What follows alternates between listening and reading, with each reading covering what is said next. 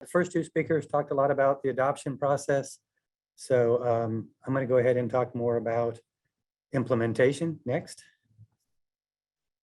So I was hired by Burlingame in 2010 to implement what I consider the first REACH codes, which were under Build It Green, 15% better than standard on the energy, Title 24, and then green measures using, again, Greenpoint rated. Next. So the 2010 REACH codes applied to all projects valued at $50,000 or higher. So it's a new construction, but also remodels and additions. I went through almost 300 projects, a lot of photos, receipts, letters, invoices, cumbersome. It was pretty time consuming. Next. So 2020 REACH codes only apply to new construction. So as soon as you say that, you have to say, well, what does new mean? Someone scrapes a house from the ground up, builds a new house. That's obviously new. Planning department definition of new, however, is based on the linear feet of an exterior wall that remains versus how much they're building that's new. Energy code definition of new is a building that has never been used for or occupied for any purpose. Next, please. So the building department, though, we use valuation to determine new construction. So if the value of the new work is greater than the value of the existing that remains, it's deemed new. Our city council expressed concern that a project with a very high valuation, like a very fancy kitchen remodel, that we would force them to take out their existing gas infrastructure. So we added a caveat that the project would also have to replace the entire HVAC system to be considered new construction. Next, please.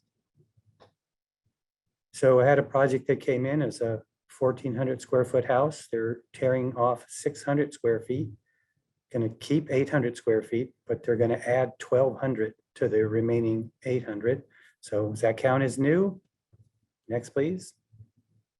They carefully designed this project for the planning definition. So they had 74 feet, 3 inches of exterior wall, and they're going to only add 74 feet of new exterior wall. So by the planning definition, it's a remodel. But from my opinion, it's new. They were keeping 800 square feet, and they were going to add 1,200 square feet. 1,200's bigger than 800. So it's certainly on valuation greater than 50% of new value. So that's how I called it, and they did not contest that. Next slide, please. So when we did our REACH codes, the city council asked us to divide the REACH codes into 3 separate ordinances just to make it simpler. We have a single family, a multifamily, and then a non-residential. Next slide, please. The REACH codes each basically have 3 parts. There's electrification or gas ban, PV systems, and EV chargers. Next slide, please. However, the energy code from 2019 already requires a PV system for a new single family home. So to avoid duplication and confusion, our single family REACH code actually doesn't include the PV part because it's already required. Next slide, please. So we were approved by the CEC October 16th, 2020. So we did not manage to get onto the code cycle.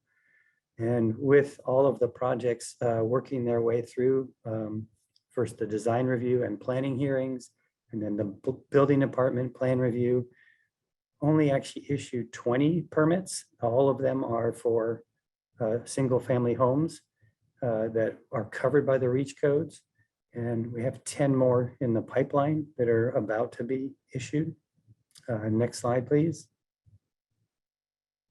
So we've had a lot of inquiries about how our REACH codes would apply to large commercial projects, multifamily offices, labs, life science, but we don't have any submittals at this point that are going to be covered by those codes.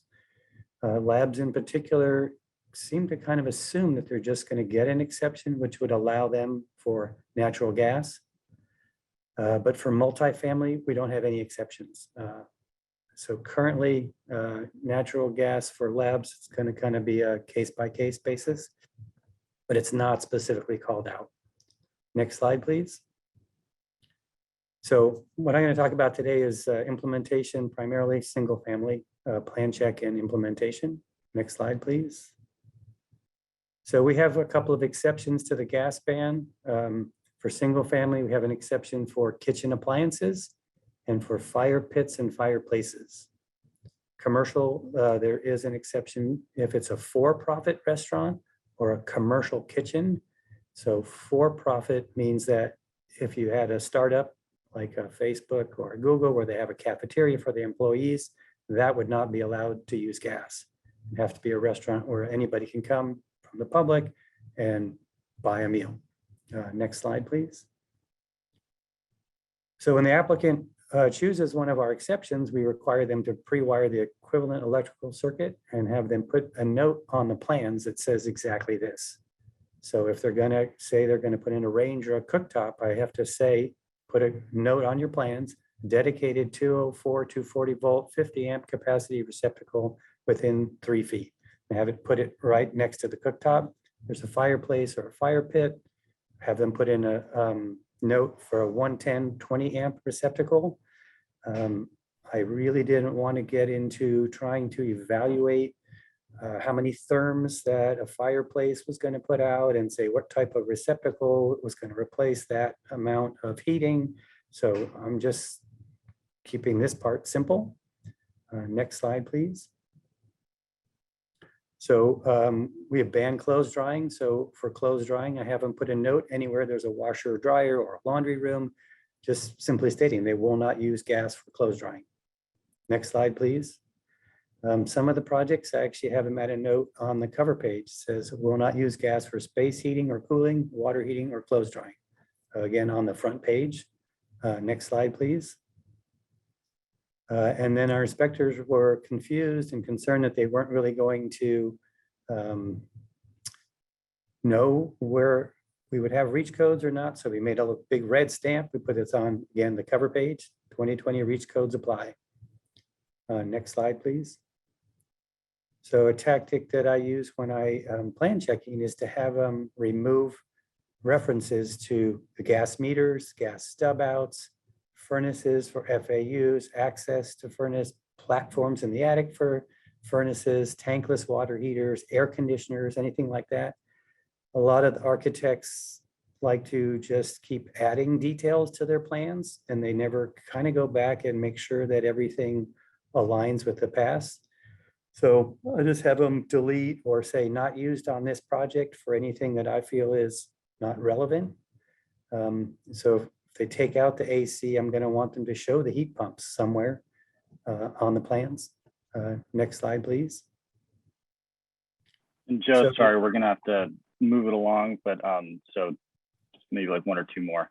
Okay, so for PV, a lot of them like to just say, well, there's shading. And I say, okay, prove to me that there's shading. You know, I want a shade study. Next slide. So I had one that said, yeah, I'm taking the shade exception, except for on their energy report, it included a PV system. So part of our job is to make sure that the energy report matches what's shown on the plans. Next slide. Well, we're going to have to go into Q&A, unfortunately. Okay. We're running a little bit low on time with the agenda. So at this point, I'd like to invite Andre, Jesse, and Joe, you can stay on the line and we'll kick it off with some questions here.